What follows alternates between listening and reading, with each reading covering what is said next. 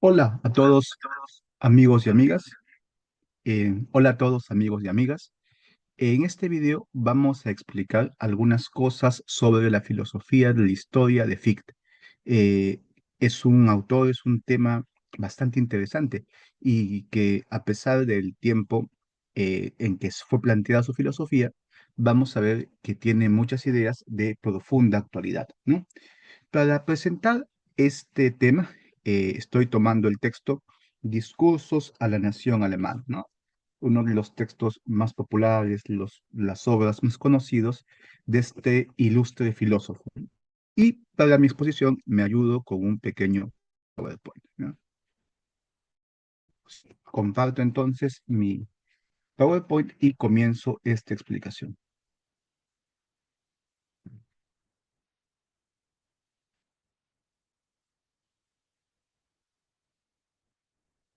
Muy bien.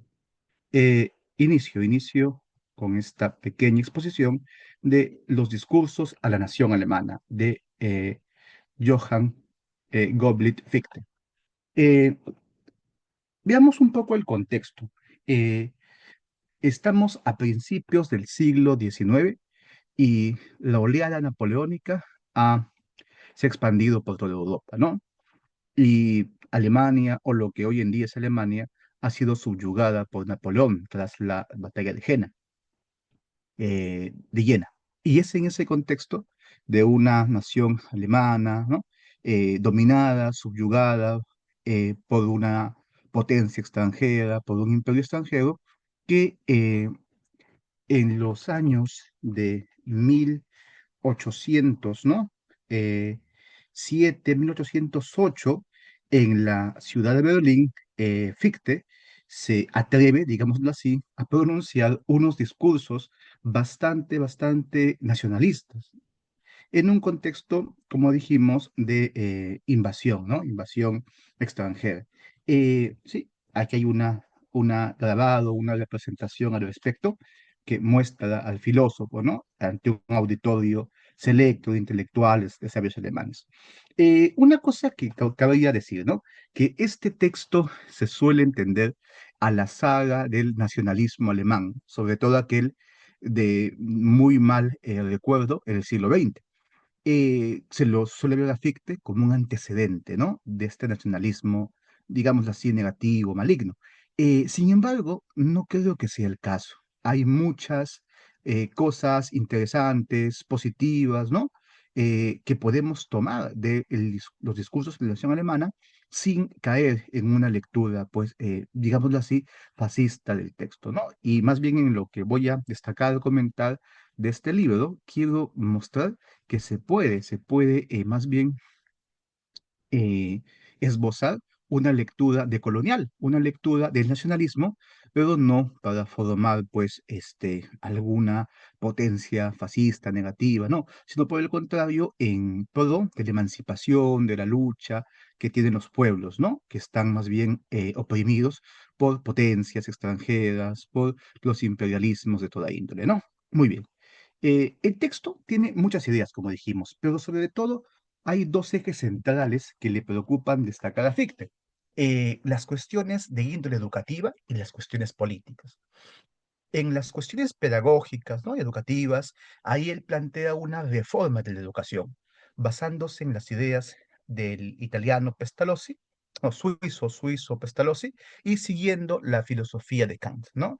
Es una reforma pedagógica educativa. No vamos a incidir en ese punto, es un tema aparte, es un tema muy importante.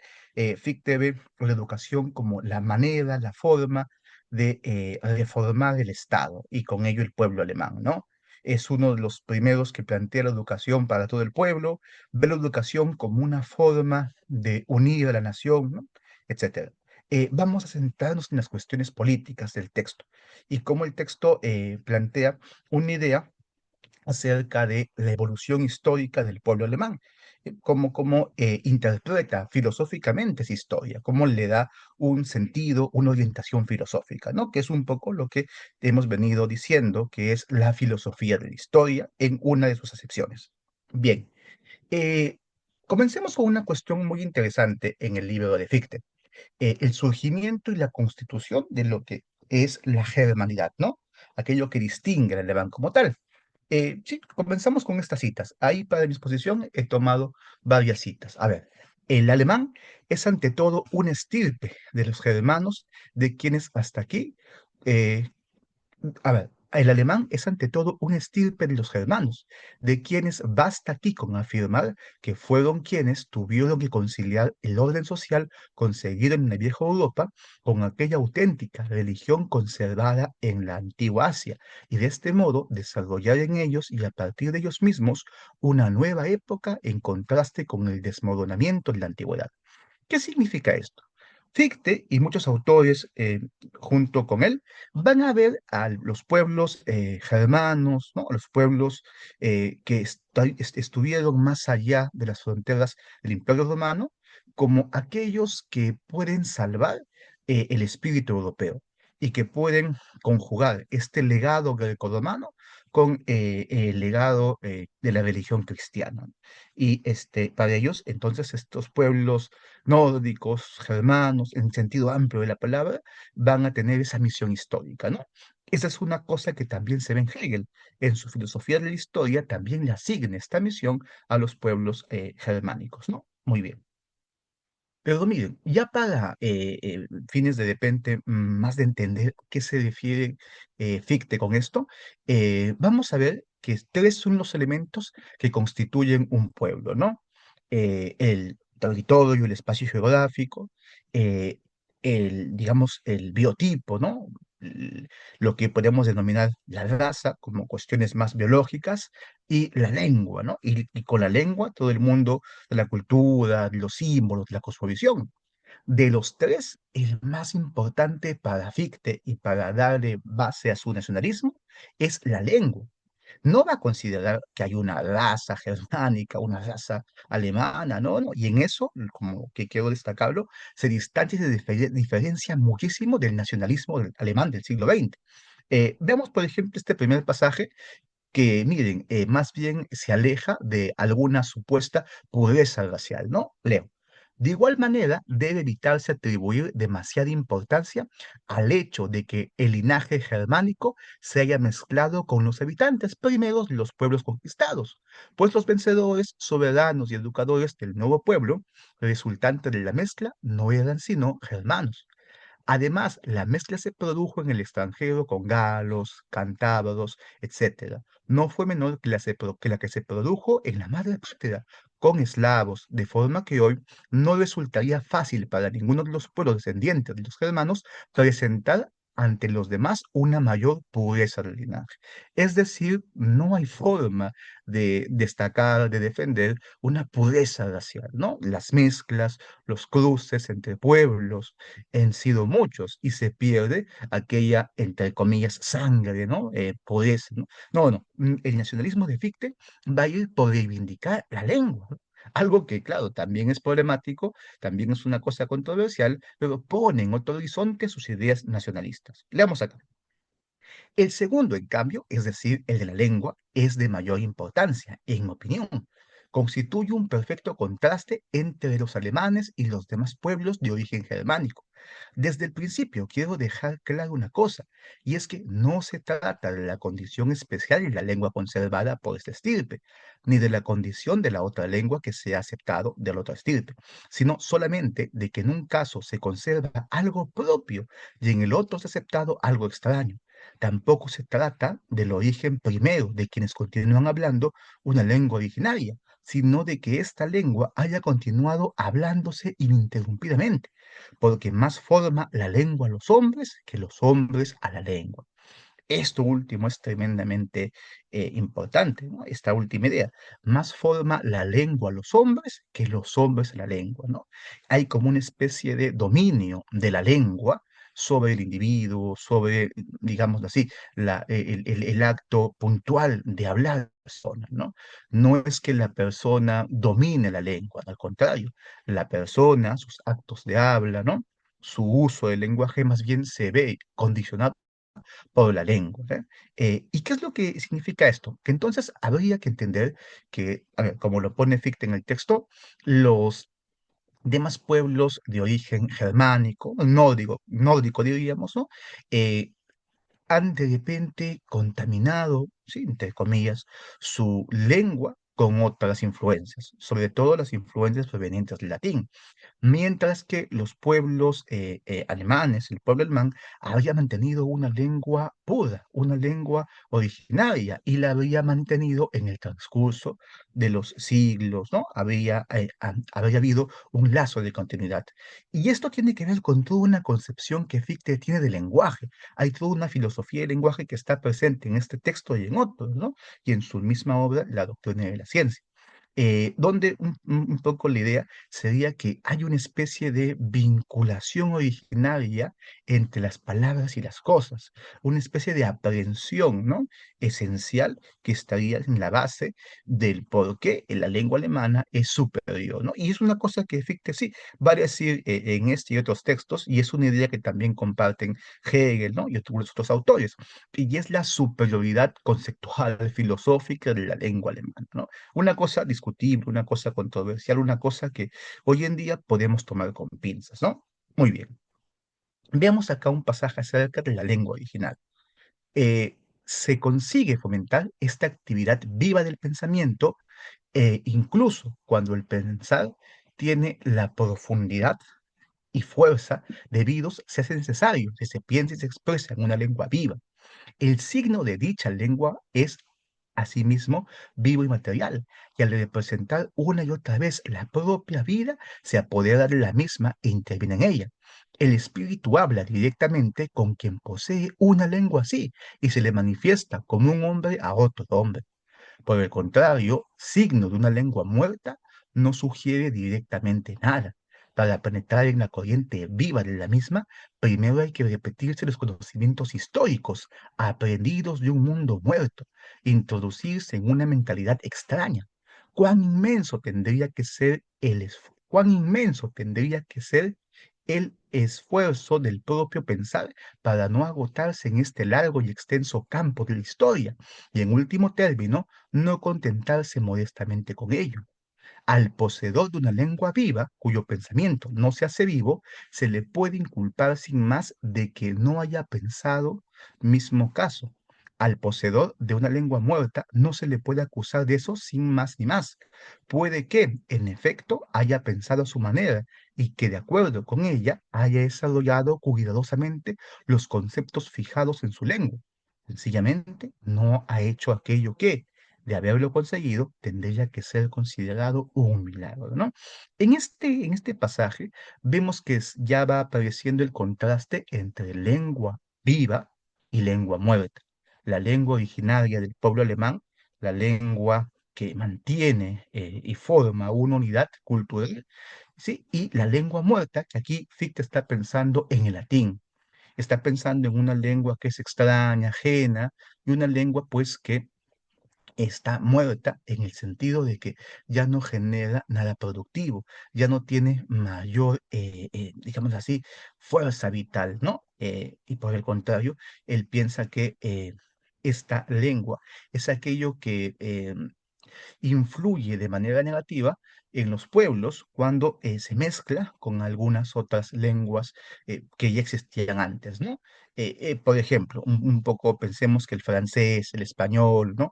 El inglés, etcétera, serían lenguas que, al ser influenciadas en mayor o menor medida por el latín, no serían lenguas vivas, sino lenguas que son parte de este espectro, ¿no? Negativo, este espectro de la lengua muerta. En cambio, el alemán se había salvado de esto y podría considerarse una lengua viva, ¿no? Claro, eso son ideas que hoy en día podemos ver con bastante distancia, son ideas que a lo mejor no tienen un asidero sólido, pero al menos es un, digámoslo así, un imaginario que le sirve a Fichte para proyectar una cuestión política, que es lo que nos interesa destacar. Muy bien, sigamos acá. Y miren, es entonces cuando ya hay una distinción entre la lengua viva y la lengua muerta, ¿sí? El alemán y el latín, que podemos entender estos pasajes donde Fichte ya introduce la idea del extranjerismo, del extranjero.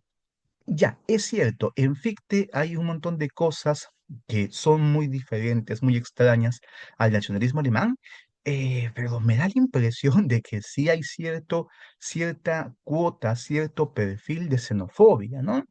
Es decir, sospecha al menos de lo extraño, ¿no? Pero vamos a ver que esto tiene, digamos, su contexto. No es cualquier extraño, sino es justamente aquel invasor que viene, pues, con el fusil, con las armas, ¿no? Con las fases, con los fusiles, etcétera, ¿no? Leemos acá. En primer lugar, y antes de nada, el hombre no forma su opinión científica libre y arbitrariamente de una u otra manera, sino que es su vida la que le va formando. En realidad, no es más que la raíz interna de su propia vida, convertida en intuición y además desconocida para él. Lo que tú eres realmente en tu interior se proyecta ante tus ojos en el exterior y no podrás ver otra cosa distinta. Y esto es precioso. Esto tiene que ver con una idea muy, muy cara, Fichte, de que la filosofía es aquello que nosotros somos, ¿no? No se puede elegir la filosofía, sino que es algo que viene que viene ya en correspondencia con lo que uno es, ¿no? Es el talante personal, es el carácter de cada ser humano, ¿no? Y esto es muy interesante porque un poco la idea que también está en Hegel, diríamos, es que este exterior, lo que se manifiesta, se muestra, es algo que está ya dado, está ya en potencia, diríamos, en lo interior, ¿no? Y que todo consiste en que esto interior se muestre, se despliegue, se manifieste, pues, ¿no? Bien. Sigamos acá en el pasaje. Dice, en el caso de que quieras ver de manera diferente, tendrás que cambiar tú primero. Ahora bien, la esencia íntima del extranjero o de la no originalidad la constituye la creencia en algo último, inmutable, en una frontera a este lado del cual la vida libre practica su juego, pero que nunca podrá atravesar ni diluirse ni fundirse en ella.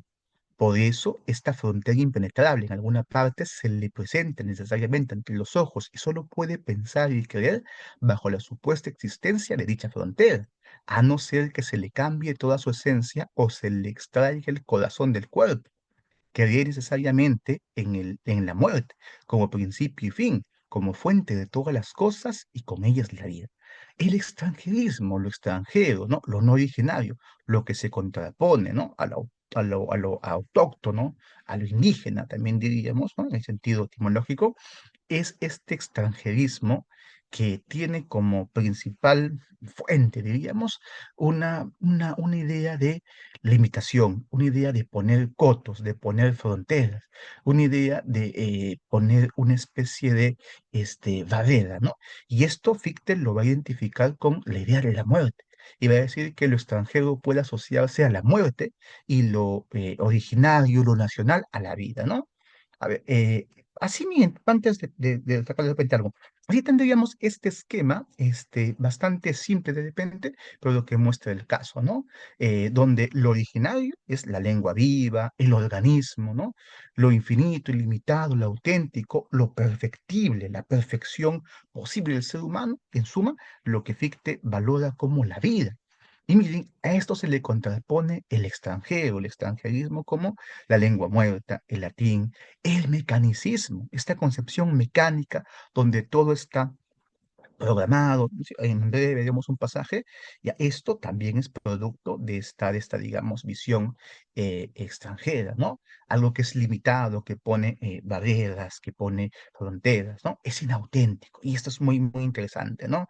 La dicotomía auténtico-no auténtico, que luego aparece ya en otro contexto en Heidegger, tiene una resonancia o tiene un antecedente bien interesante en Fichte, ¿no? Y en lugar, miren, de la perfectibilidad humana, el extranjerismo más bien se propone la vuelta, el ciclo, la repetición de lo mismo, ¿no? Leo este pasaje donde vemos claramente qué es lo negativo, esta visión donde se nota claramente la muerte que conlleva el extranjerismo, ¿no? Veamos acá. El extranjero, siguiendo el ejemplo de la antigüedad, nos ha servido sin duda alguna de predecesor a la hora de considerar la institución y el gobierno de los estados como un arte libre que tiene sus reglas fijas. ¿Dónde basará tal extranjero y todos los que le siguen este arte de gobernar si ya en el elemento de su pensamiento y voluntad la lengua tiene un soporte fijo, cerrado y muerto? Sin duda, en el arte de encontrar un orden de cosas igualmente fijo y muerto del que surja el impulso vital de la sociedad y surja como ella pretende. En el arte de integrar toda la vida en la sociedad en un mecanismo de presión y engranaje grande y artificial en el que cada individuo se ve obligado continuamente por el todo a servir a la comunidad, en el arte de resolver un problema de cálculo de cantidades finitas y limitadas en una suma indicada, partiendo del supuesto de que cada uno quiere su bien y precisamente por eso obliga a cada uno a fomentar el bien común en contra del propio beneficio y voluntad. El extranjero ha manifestado este principio básico de diferentes maneras y ha proporcionado obras maestras en este arte mecánico social. La madre patria ha aceptado las enseñanzas y ha seguido aplicando las directrices de la misma para la producción de las máquinas sociales. Pero también aquí, como siempre, de manera más amplia, con mayor profundidad y diversidad, superado con mucho el modelo en el caso de que la marcha en la sociedad, eh, en el caso de que en la marcha de la sociedad algo se paralice, los estadistas solo saben explicarlo diciendo que quizás una de las ruedas de la misma se ha desgastado. No conocen más remedio que sustituir la rueda estropeada por otra nueva. Cuanto más familiarizado esté uno con esta visión mecánica de la sociedad, cuanto más consiga simplificar este mecanismo haciendo todas las partes de la máquina los más iguales posibles y tratándolas como si todas fuesen la misma materia, con tanto más derechos será considerado mejor político en esta nuestra época, ya que con los que vacilan, indecisos y los que no son capaces de ninguna opinión fija es todavía peor. Y aquí lo que Fichte está diciendo es que en el mundo moderno prima esta visión mecanicista de la realidad tanto en la naturaleza como en el orden social. La propia vida humana se comprende mecánicamente, se comprende como máquinas, como engranajes, ¿no? Y justamente ahí Fichte identifica la muerte. Están concibiendo, ¿no? El espíritu humano, la cultura humana, la vida humana, como si fuesen máquinas muertas, ¿sí? Como si fuesen cosas que simplemente se mueven pues sin ninguna vida interior, ¿no? Para Fichte tal sería pues digamos, la conclusión lógica a la que se llega si se parte de esta lengua muerta, ¿no? Muy bien, sigamos más adelante. Entonces, miren, hay una cosa muy hermosa, en uno de los pasajes, que vamos a estar aquí, ¿no?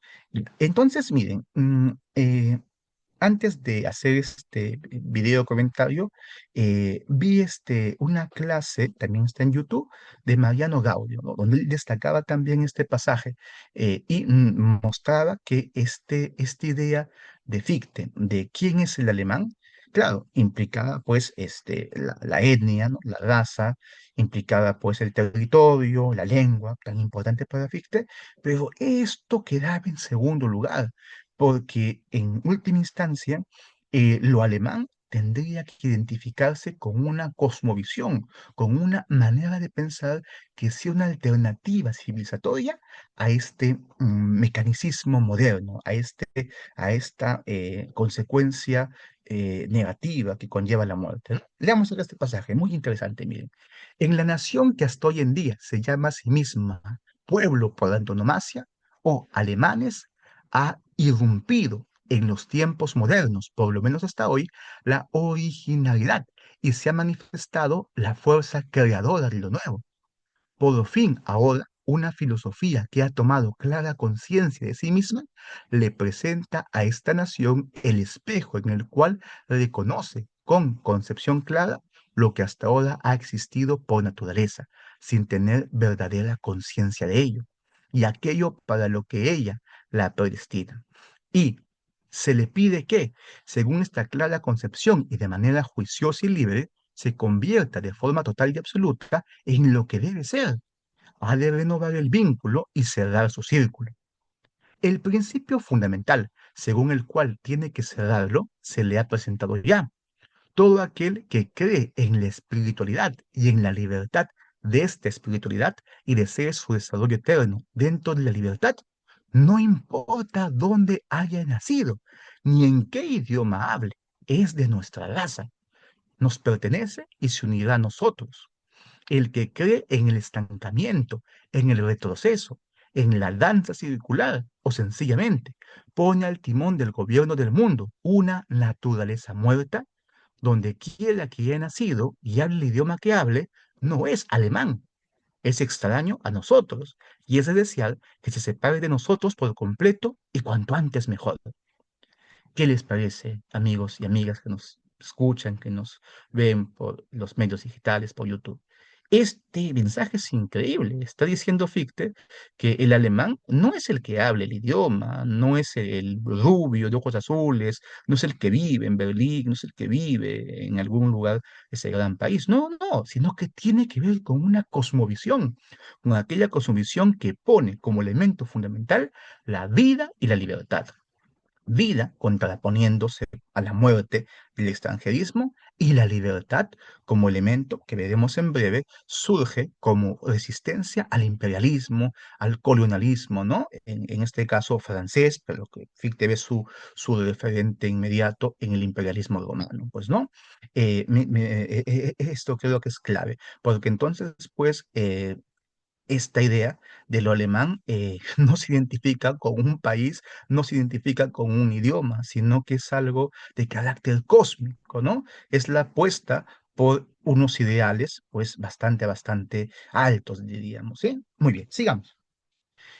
Bueno, y vamos a ver una cosa que vamos a mencionar nomás, que la expresión de esta cosmovisión se da en la propia filosofía de Fichte. O sea, si hay una cosmovisión que se da sobre la vida, sobre la libertad, la filosofía que el propio Fichte ha elaborado sería una expresión de ello y sería, en ese sentido, la verdadera filosofía alemana originaria, ¿no? Muy bien, aquí quiero mostrar esto que había comentado al principio, que se puede hacer un vínculo, un paralelo, o hacer una lectura decolonial de Fichte.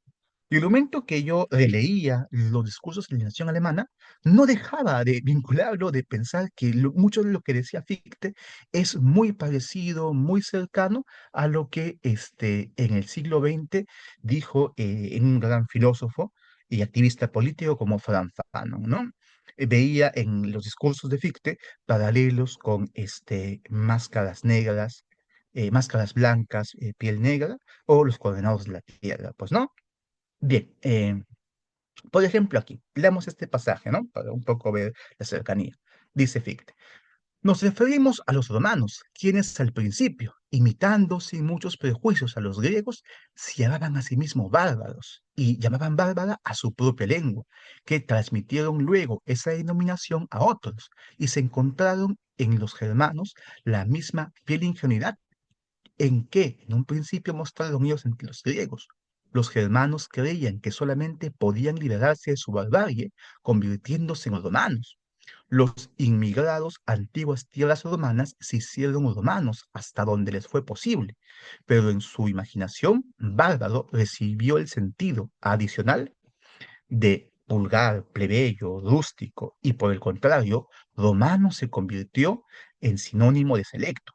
Esto llegó incluso hasta el aspecto general y en especial de sus lenguas, pues las medidas que se tomaban para la formación consciente y razonada de la lengua consistían en eliminar las raíces germánicas y formar palabras partiendo de raíces romanas y así crear el romance como lengua culta y cortesana, especialmente, casi sin excepción, de dos palabras de igual significado. La de raíz germánica era considerada poco noble y vulgar, y la de raíz romana la más noble y elegante. Claro, Fichte aquí centra su atención en un tema lingüístico, en el tema de cómo lo romano se considera culto, mientras que lo alemán, lo popular también se considera bárbaro, vulgar, ¿no? Sí. Y no, no, luego, en base a ello, miren, continúa con esto, con una cosa que podemos decir es, claro, una cosa que podemos identificar como la alienación cultural. Fíjate, en este pasaje y en otros también va a mostrarnos cómo los alemanes se alienan y quieren ser como los romanos. Hay una alienación cultural. Veamos, como si fuese una epidemia que se abate sobre toda la raza germánica, esto atacará también a los alemanes en la madre patria mientras no estén preparados para enfrentarse a ello. También a nuestros oídos es fácil que suene elegante el tono romano. También a nuestros ojos las costumbres romanas parecen más elegantes y por el contrario, las alemanas vulgares. Y ya que no fuimos tan afortunados de recibir todo esto de primera mano, dejamos que nos vengan incluso de segunda y a través de los neorromanos. Mientras somos alemanes, nos consideramos hombres como los demás. En cuanto hablamos la mitad o algo más de la mitad de una lengua que no es alemana, adoptamos costumbres prestadas y llevamos vestidos que parecen traídos de lejos. Nos tenemos por elegantes. El colmo de nuestro triunfo se produce cuando alguien no nos considera alemanes, sino españoles o ingleses, según los que estén más de moda. Fíjense, este es un pasaje, pues, que muestra claramente esto de la alineación cultural, ¿no?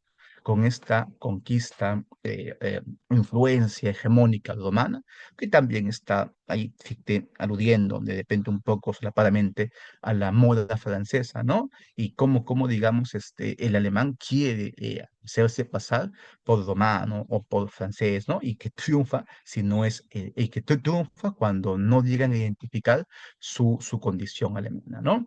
Esto decía a propósito de Fanon, porque en el texto, pues, Piel negra, máscaras blancas, hay pasajes similares donde Fanon también alude a semejante condición en las Antillas, en el Caribe, etcétera, pues, ¿no? Con los pueblos afros, ¿no? Miren, qué curioso, porque podemos ver que ambos textos, ambos autores están de una u otra forma, de una u otra forma, planteando una resistencia cultural hacia diferentes imperios, hacia diferentes, pues, digámoslo así, fuerzas hegemónicas. Leamos, tenemos razón la naturalidad por parte alemana, la arbitrariedad y el amaneramiento por parte del extranjero son las diferencias fundamentales. Si permanecemos en la primera, somos como nuestro pueblo. Este nos entiende y considera a sus iguales, pero si nos refugiamos en los segundos, seremos para él algo incomprensible y nos consideraremos de naturaleza diferente. Al extranjero, esta falta de naturalidad llega por sí sola, pues él originariamente y en un asunto fundamental se ha apartado de la naturaleza. Nosotros tendremos primeramente que buscarla y luego convencernos de que debe ser algo hermoso, elegante y cómodo, lo que a nosotros por naturaleza no nos lo parece. El motivo principal de todo esto entre los alemanes radica en la creencia de que el extranjero romanizado es más elegante y en el afán de aparentar la misma elegancia y de abrir también en Alemania de modo artificial entre las clases elevadas y el pueblo el abismo que en el extranjero surgió espontáneamente. Creemos que es suficiente haber señalado aquí la fuente principal de este extranjerismo entre los alemanes. En otro momento veremos hasta qué punto ha influido y cómo todos estos males que nos aquejan son de origen extranjero. Y veremos también cómo, al unirse con la seriedad alemana e influir sobre la vida, solamente podían arrastrar tras sí la corrupción. Miren, aquí ya en el último pasaje se ha formado la idea o ha aparecido la idea capital, la idea base de todo tipo de nacionalismo, la idea de que el mal, lo negativo, proviene de afuera, proviene de lo extranjero, proviene de lo extraño, ¿no? Sea este un imperio, sea la influencia hegemónica, etcétera, ¿no? Y un poco en contraste, lo positivo, lo que salva, lo que de alguna otra forma va a regenerar, ¿sí? Es lo nacional, ¿no? Vinculado con lo popular, con una raigambre, etcétera, ¿no? En este texto de Fichte, está la fundamentación filosófica del nacionalismo, ¿no? Nacionalismo como un concepto, pues, amplio que podemos ubicarlo en nuestro mundo contemporáneo, pues, ¿no? Muy bien. Eh, Listo. Bueno, ahí aquí dejo para a los amigos lectores, le pueden pausar el video y pueden leer esto. Dejo un par de pasajes más sobre esta forma de resistencia cultural contra el imperialismo romano, pero que también Fichte ahí está también usando para criticar al imperialismo francés, al imperialismo napoleónico, ¿no? Recordemos que esto lo está diciendo en un contexto donde lo están pues vigilando, mirando las fuerzas invasoras, pues, ¿no? Muy bien. Eh, También quiero aprovechar para señalar que en Fichte hay una crítica al colonialismo, ¿no? Dice en este pasaje que Alemania no participa del saqueo que los otros pueblos europeos hicieron, pues, ¿no? A los pueblos de América, de África, de Asia, ¿no? Y que eso le da un estatus diferente a Alemania, le da cierta, entre comillas, superioridad moral, pues, ¿no? Un poco para Fichte, Alemania no participa del botín, del saqueo de los otros pueblos europeos, ¿no? Este pasaje también, lo menciono nomás, es la filosofía de la historia, ¿no? Donde encontramos la idea de que la historia concebida desde el extranjerismo es la repetición de lo mismo, pero la historia concebida nacionalmente, desde lo nacional, es la historia, pues, de el progreso, del tránsito infinito del hombre, ¿no? Y por último, quiero que lean, por favor, amigos y amigas, esta cita y vean ustedes el gran parecido que hay con las ideas de Walter Benjamin, ¿no? En ambos casos hay una crítica a la visión del dominador.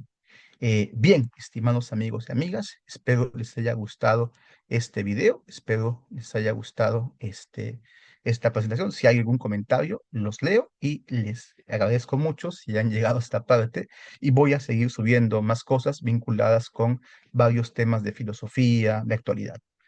Muchísimas gracias.